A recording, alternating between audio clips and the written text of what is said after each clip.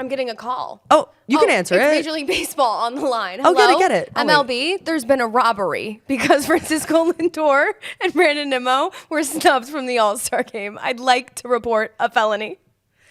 Thank you and goodbye. Thank you and goodbye. This is Why Am I a Mets Fan? A podcast hosted by Samantha Croston and Ashley Wenskoski.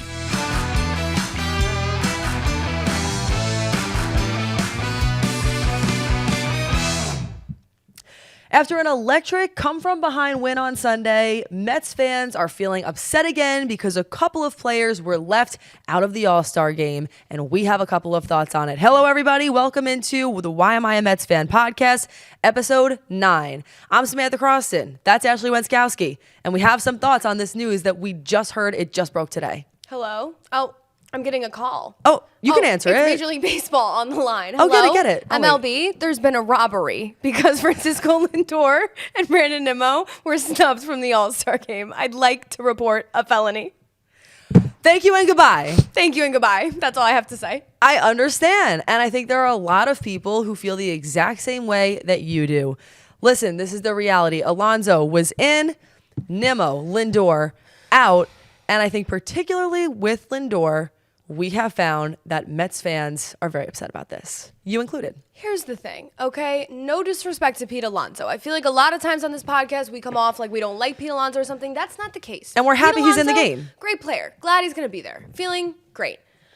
That can be true, and then it can also be true that Francisco Lindor and Brandon Nimmo probably deserve to be there more. I mean, Pete Alonso is not even a top 3 player on his own team this season.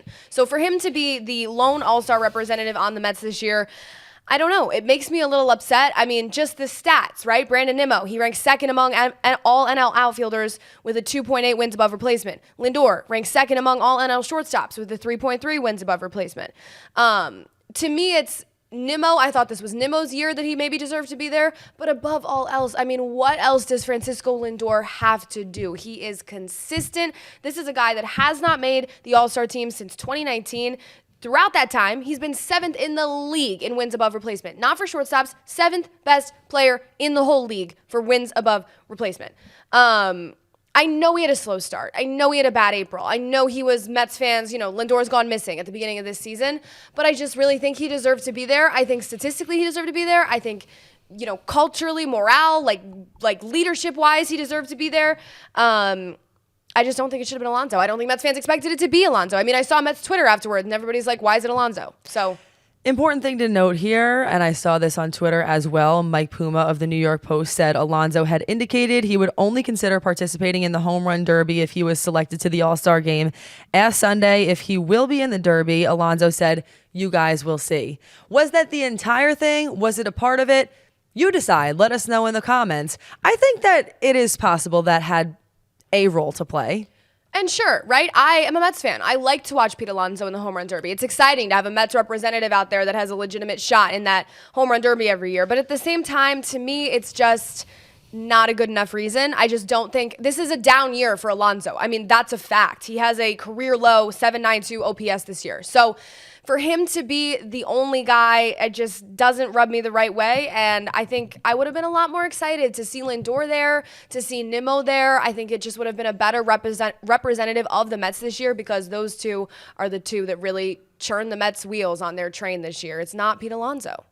And I think just important to point out as far as, because after I heard about the selections, I wanted to know how are players selected. Obviously, as many of you probably know, the pitchers and reserves for both squads, totaling 23 players for each side, are determined by player ballot choices and selections made by the commissioner's office. One change they made in 2017 resulted in all-star skippers no longer having a say in selection, so there was no longer the potential for any perceived conflicts of interest. And the commissioner's office is responsible for selecting 6 additional players in each league, 4 pitchers, 2 position players, and at that stage, they must ensure that every single club is represented by at least one all-star selection. So again, I just thought that was interesting context and perspective, understanding that every single club has to be represented. I almost would have been shocked to see all 3 of them there. Nimmo, would I say he was snubbed? Maybe not. But Lindor, I think, has the strongest case where you're just kind of left wondering, based on the stats, based on the things that you've seen, based on Alonso's performance, and based specifically on Lindor's performance recently, how could this have happened? And who exactly in this commissioner's office is making that decision? If you know the answer to that question, let us know in the YouTube comments, because I'd really be interested to know the answer to that. I mean, I think it was clear they knew the Mets were not a good enough team to have more than one representative this year. Sure. And like Mike Puma said, they wanted Alonso to be in the home run derby. I mean, to me, that seems like a pretty clear-cut answer. But it's just a little bit frustrating. And somebody pointed out on Twitter, right, there's still a shot for Nimmo or Lindor to get there. Danny Abriano, he's always coming through with some great stats, and he said that both Fernando Tatis Jr. and Mookie Betts are both injured, so they're not going to play. So they could have, that's an outfielder and a shortstop. Nimmo, Lindor, an outfielder and a shortstop. They could replace those guys. At the same time, it's like, all right, now does it even feel, a little tainted if Lindor replaces Mookie Betts? Like, okay, I'd like him to be there, but at that point, it's so backhanded, it's so after the fact. So, I don't know. Does the All-Star game really matter in terms of, like, baseball, and does it hold as much weight as it used to? No. But you know what? It's a fun week. It's a fun showcase for baseball. The whole week of the red carpet and the home run derby and everything they've made it into is a fun experience. And Francisco Lindor deserve to be there. And that's what I think. And I'm not anti-Pete Alonso. This is not Pete Alonso hate. I just think in a down year for Alonso, when there's other guys on this team that are better representatives of the Mets lineup and offensive catalysts for this team, I just don't think he was the choice. I mean, to be quite frank with you, Francisco Alvarez would have had a fighting shot if he just was not injured for a month and a half, 2 months, whatever that was. He just doesn't have enough plate appearances, enough at-bats. So I don't know how Lindor hasn't been an All-Star since 2019. Francisco Lindor is one of the most criminally underrated players in this game, and I will die on that hill. I mean, I said that in our episode last week, but this guy is on a Hall of Fame track. He is among the best offensive stats in the league in the last 5-10 years, and he just, I feel like all the time, is just underrated. So it's frustrating. I don't know. It is. As far as the Yankees, they have Judge in there. They have Soto in there, who were both fan picks. They also have Clay Holmes. And you know what? I'm also going to say another thing. I understand that, to your point, the Mets, and I'm sure many people, who were the decision makers in this, felt they were only worthy of one selection. But it's funny to me because the fact that the Yankees have 3, I think that the Mets are so much more of a well-rounded team. We don't talk about the Yankees too frequently on this podcast, but what I will say from what I've seen recently is, honestly, besides Judge and Soto, there's not really a whole lot else that makes me feel particularly excited about that team at all. Yeah. So just something to keep in mind. And I get the starters thing, right? That's fan vote. So Mets fans, sucks to say, but they didn't show out to get Lindor that starting spot or in the fan voting. So that just is what it is. But at the same time, yeah, I agree with you. Do I see that the Yankees, I mean, the Yankees are a better team this year. The Yankees are, in a better spot than the Mets for now. But Judge, Soto, sure. But yeah, I think maybe the Mets could have had 2. Would the Mets have, had Alonso They're and all-stars Lindor? in my hearts. In my heart. They're number 1 in our hearts. If that counts for anybody.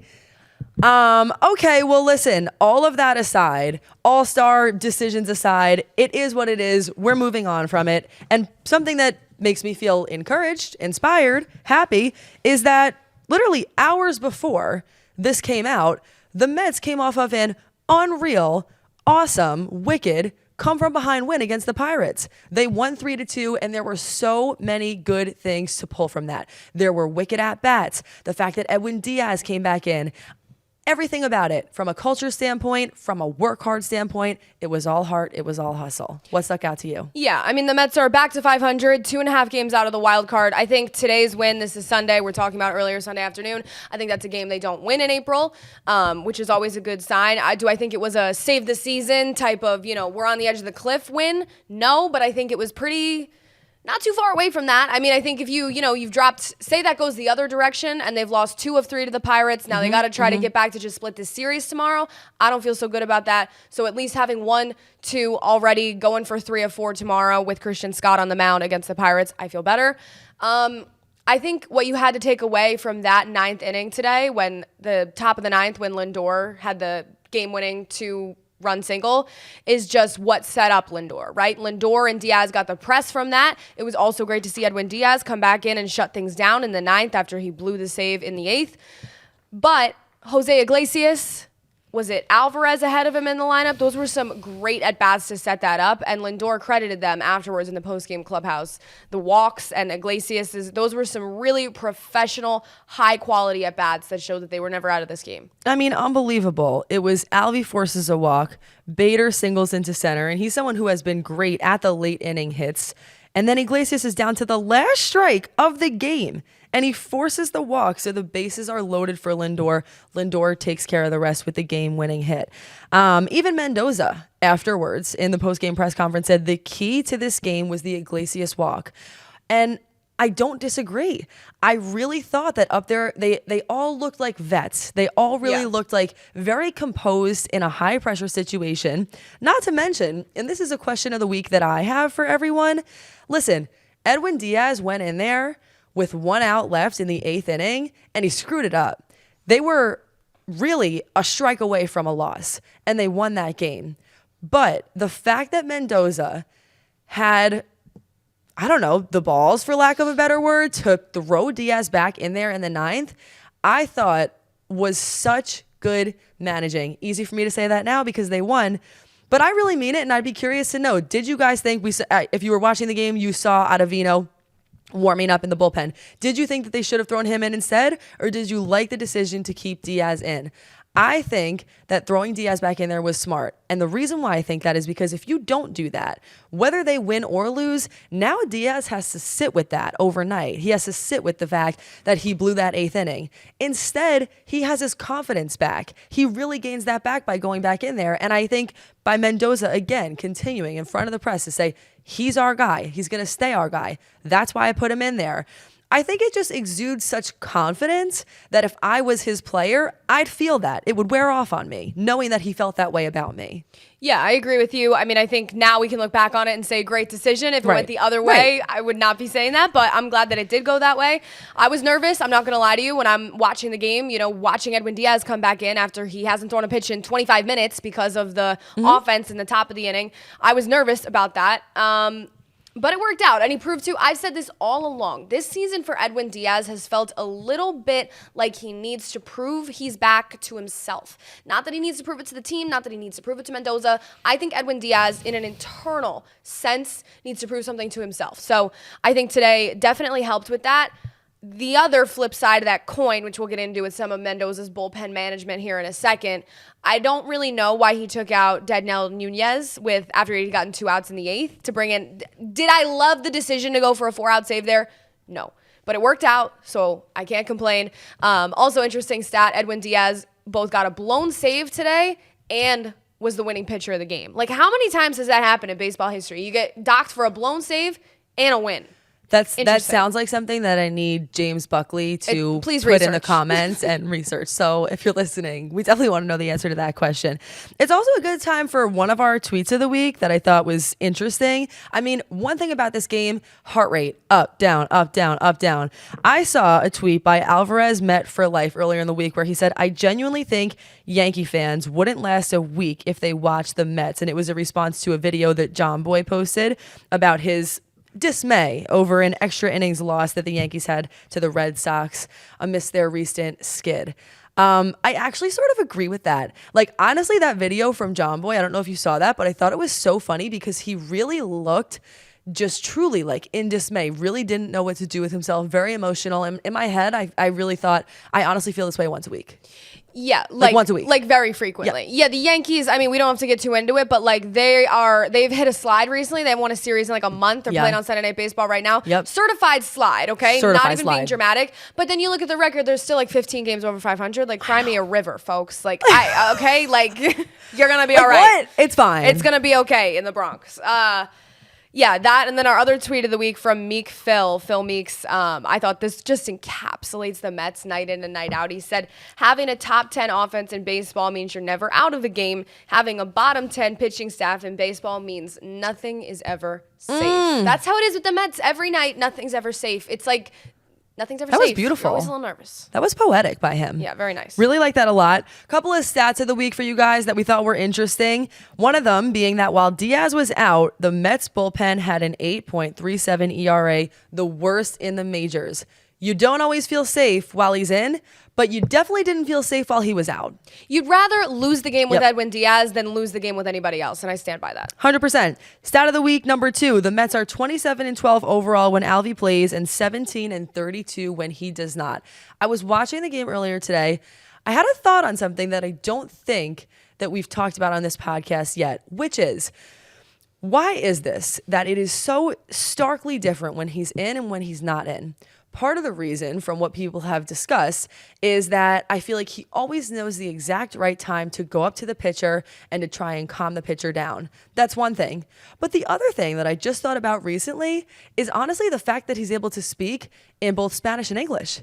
I really that's a think great that point. makes a big difference. I was honestly thinking that as I was watching the game today. The fact that he could go up to anyone on that team and be able to speak directly to them and calm them down, besides maybe like a Senga or someone, Right. is really impressive. And I also think, obviously we've talked about the fact that he's worked on his English and that's something that he has built up. But I never thought until today about the fact that that actually might help them out from an in-game standpoint. Same thing with Mendoza. Yeah, that's a really interesting thought, right? Because I think a lot of the Spanish speakers on that team do speak English, but to have Alvarez be able to go up to you and really be able to just speak in your native language and riff with him has to be very helpful. I mean, how about baby, when Alvarez took that pitch off his elbow yesterday, 99-mile-an-hour fastball, I mean, whoa. I could hear all of the whole Mets fan base going like collectively. Gasp.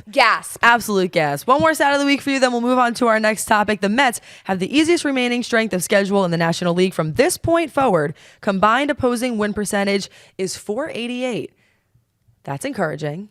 It is. We'll see what happens. We'll just have to see what happens. Anyway, we're moving on. We talked a little bit about Diaz. Another player who I did want to bring up, especially because you mentioned the whole Alvy was out, is Torrens. He's been pretty hot lately. Saturday, he went 3 for 4 with 3 RBIs. It was his first 3 RBI game since April 29th of 2022. And again, Alvy, you mentioned it, was given the day off because of that scary event. Oh, man. Paul Skeens, by the way, Yeah. great.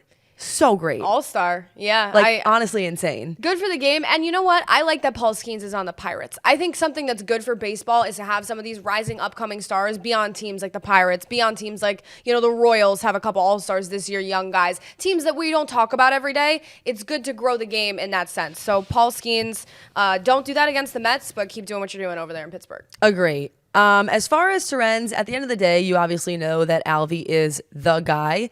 But I just have to say, from when we talk about, a managing standpoint and a clubhouse standpoint and a roster move standpoint, that to me was one of the most positive additions that we've seen the entire year. The way that he is throwing guys out at second is inspiring to me. And I really like him. Yeah, I think he's a testament to David Stearns and the type of team that David Stearns is trying to build. There are so many overlooked positions on a baseball field just in terms of how you're crafting your roster.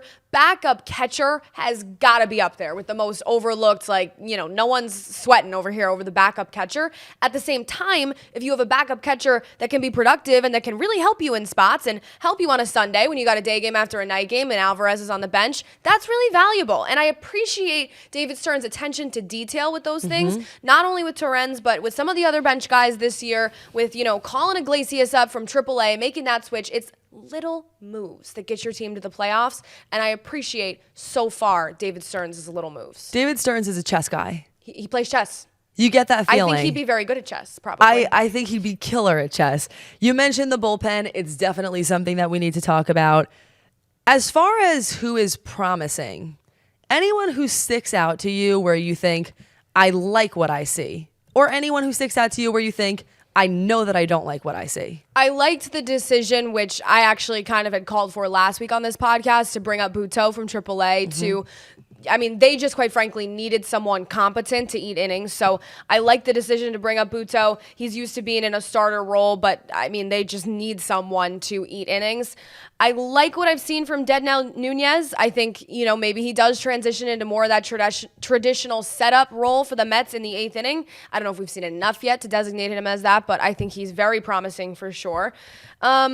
And yeah, I mean, obviously, the obvious is that having Edwin Diaz back just improves things so much, even just from a roster standpoint. He said that, I thought it was interesting that he said he apologized to his teammates when he came back. He said, those 10 days, that was on me. And he said the guys accepted it. We're going to move on from that. But I liked to hear that he took ownership for that decision.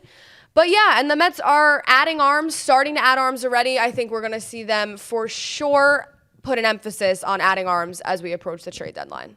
I absolutely agree. I think this is a good time to bring in someone who we've spoken about before, but you haven't actually heard from him. It's Intern Dan, and this week he actually sent us a little video all the way from Long Island on how the bullpen has been managed, and let's just say he has some thoughts on how it can be improved. Here's Dan. What's going on, everyone? My name is Dan Papillo, and I'm the social media intern here for the Why Am I a Mets Fan podcast. I've been doing a lot of work behind the scenes on this show, but I felt like I really needed to hop on today and really talk about what's been on my mind, and that's Carlos Mendoza's inability to manage an already pretty struggling bullpen.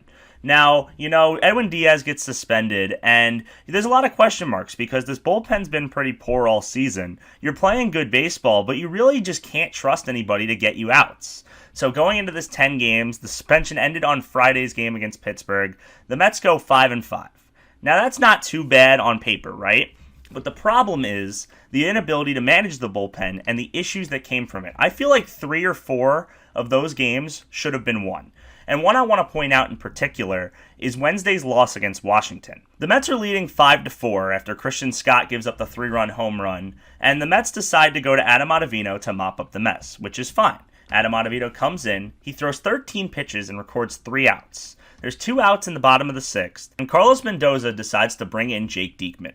Jake Diekman has not had a single outing this season where I have felt comfortable as a Met fan for him to come in and get 3 outs. Jake Diekman should not be on a Major League roster. And you know what? He proved it on Friday's game against Pittsburgh too, giving up that grand slam to Brian Reynolds. The man just cannot be the only lefty in your bullpen. David Stearns really needs to assess this bullpen and decide and realize that you need another lefty. You need someone who can get you outs. When there's guys like Andrew Chafin available on the market and you have Jake Diekman coming in and blowing every single opportunity he gets with his lack of control, it's so frustrating. But anyway, you bring in Diekman, Abrams walks, Lane Thomas, who's better against lefties, ties the game, and then the next batter hits a ball up the middle to take the lead, and all of a sudden you've lost another game that you probably should have won. So I'm curious to hear your ladies' thoughts on this, but I just cannot stand Carlos Mendoza's inability to read a game and not go with the guy who's been pitching better. I mean, I really don't understand it. Another example of this was Sunday's game, where you were playing in a tie game in the 11th. Daniel Nunez has probably been your best reliever out of the pen in terms of just attacking hitters and getting outs. And with a tie game in a game that you want to take 2 or 3, you bring in Matt Festa, and he just absolutely serves up meatballs, and you lose the game again. It's just been so frustrating. So thanks for letting me on, guys, and I'm really interested to hear what you guys have to say about this. Thanks, Dan. We're hoping that we're going to hear more from him recently because I really appreciate the passion he brings. Yeah. You could tell that he's a true Mets fan. Obviously, someone who he talks about in there is Diekman. You have thoughts on that as well. I've seen enough of Jake Diekman. Everybody feels that way. Everybody feels that way. Dan's seen enough. We've all seen enough. Sorry, Jake Diekman, but you can't trust him. Night after night, I see Jake Diekman warming up, and I'm like, oh my God, nothing good is coming there. But Dan pointed out something that I definitely agree with, that the Mets need more than one lefty in the pen. That's another problem, that they just don't have that depth with left-handed pitchers. And they actually made a move today. They acquired Matt Gage from the Dodgers for cash considerations, optioned him to AAA Syracuse. Now, Gage is a guy I didn't know a ton about, so I did a little bit of research on his career. Deep dived into Reddit? Not Reddit, more normal things. He's 31 years old. He was a 10th round pick by the Giants back in 2014, but he debuted with the Jays in 2022. Between 2022 and 23, he's bounced between the Blue Jays and Houston, appeared in 16 major league games, and in those 16 games, he is a 1.83 ERA, 26% strikeout rate. Now, he does have an 11.7% walk rate in that time, so I think any questions with him kind of come with his control, but there's been talk that basically he was a guy that the Dodgers really liked. Pat Ragazzo said this, but they just didn't have room for him. Rival talent evaluators I've spoken with have lauded Gage's sinker-cutter mix that's been working for him. If he's given a chance with the Mets, there could be something there in the big league pen. I mean, definitely not a guy that's going to pop off the page, not a guy that you're thrilled about to add to the bullpen. I mean, he's also going to Syracuse right away, but I think he's definitely a guy that could provide them with some much, much needed bullpen depth and a lefty as well, which helps. I also see here that you have a funny rumor of the week, which we've never tried before, but I feel like we should almost incorporate that weekly because it's hilarious. That the Rangers are looking to move Max Scherzer and David Robertson, among others, and you put Scherzer reunion, question mark, question mark. Is that something you'd want? Well, here's the thing. What is the thing? I would say no, but with the Mets' current starting situation, like my brain just goes, Max Scherzer, I don't really need to reunite with Max Scherzer. Kind of same. On the other hand, when you consider that the Mets are already paying him, why not? They're already paying a good bulk of his contract. It would be his third trade in 4 years, which is kind of crazy. And I think it's also interesting how we're seeing some teams now finally bite the bullet and, okay, the Texas Rangers are going to be sellers, which is interesting because the defending champs, I mean, it's hard to do it 2 years in a row, 100%, but yeah, the defending champs, they're going to sell. So Max Scherzer could be on the move. Honestly, David Robertson intrigues me more because I think you'd probably have to give up not as much for him. Yep. Throw the Rangers one, semi-decent prospect, and I think you could get David Robertson, and I'm more intrigued by that. And I don't even know why, but even from a culture standpoint, Robertson at this point in time just sticks out as someone who I'd want more. Final thoughts on the Mets this week, then we'll go to Syracuse Mets. Final thoughts on the Mets. They have a 4-game series with the Pirates this week, so they're going to wrap up tomorrow, 12:35 p.m. So by the time this is out, it'll be almost time for another Mets game tomorrow in Pittsburgh. Wrap up the series. Christian Scott's on the mound, so I would like to see them win the Pittsburgh series. I say this every week. I would like to see them win every series, of course. I think there was positives to take out of this week in terms of the lineup and in terms of Diaz coming back, but I think it's a little bit clouded in Mets fans' minds just because of some of those bullpen decisions by Carlos Mendoza. They lost the game on the 4th of July, 1-0. Jesse Winker home run with the Nationals. That was because he left Adrian Hauser to pitch then there. Adrian Hauser had given up 6 home runs to Jesse Winker. So there's a few, I think, Mendoza managerial question moves that are coming out. But other than that, I'm feeling good. 3 against the Nationals, 3 against the Rockies this week, and that's a good slate for me to continue to just rack up some wins. End of the day, a win is a win. But it does loom in the back of my mind that today they were 1 strike away from a loss. Yeah. I still look at Edwin Diaz and I wonder when I see him come out on the mound, what kind of Edwin Diaz are we going to get tonight? I don't feel the same confidence that I have in years past. So those questions will just have to be answered over games and wins. But a win is a win, and they got that win today. And they went 5-5 in the Diaz 10-game suspension. I'll take that, but the 5-5 was a couple pitches there from the bullpen from being like 3-5, 2-5. So it's like the Mets are chugging along. They're doing well, but there's this dark cloud that is the bullpen. And even when it's sunny out, even when the sun's out, like it's like you're at the park, the sun's shining. You see it. But you can see the cloud over there. You and see it's it the looming. bullpen. So I would like the cloud to go away. Okay, we'll see about it. Syracuse Mets. Obviously, one of the biggest things we have our eyes on this week is Kodai Senga is set to pitch in Syracuse on Tuesday. We plan to be there. We are hoping that there's going to be some post-game media availability because we'd love to hear from him. It's going to be a 50-pitch appearance, and he threw 35 pitches last Wednesday in a rehab appearance for High A Brooklyn, in which he touched 97 miles per hour on the radar gun, struck out 6 over 2 1/3 scoreless innings without allowing a hit. That was his first test. He aced it. Absolutely. Yeah, I know you and I are thrilled to see Senga Tuesday night. A lot of times I feel like they rehab in AA, so I saw that AAA announcement, and I was like, let's go, and they're home. We're going to be able to go. I'm excited to see him in person. I'm excited to hopefully be able to bring you guys, be able to talk to him. I know he uses a translator, but... and the translator traveled with him, you said... to Brooklyn. So that is Yes. promising to think that the translator would be in Syracuse as well. Right. So I'm excited to see him Tuesday. And I think, if anything, in Mets fans' mind, as long as he has another good showing, I don't see a reason why Senga should not be back with the team after the All-Star break. Keep moving forward. And God knows they could use some pitching. So that could be a good answer to that.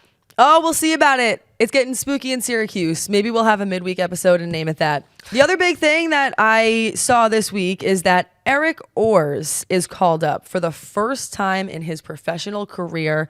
There is a lot here, and it's a great story. And the craziest part about the whole thing is that he is a 2-time cancer survivor. So just keep that in mind as you see this guy continue to play. He was drafted by the New York Mets in the 5th round of the 2020 MLB draft. He has pitched in 25 games for the Mets AAA affiliate in Syracuse this season. And so far he is 3-0 with 2 saves and has a 3.76 ERA. There's a lot to him.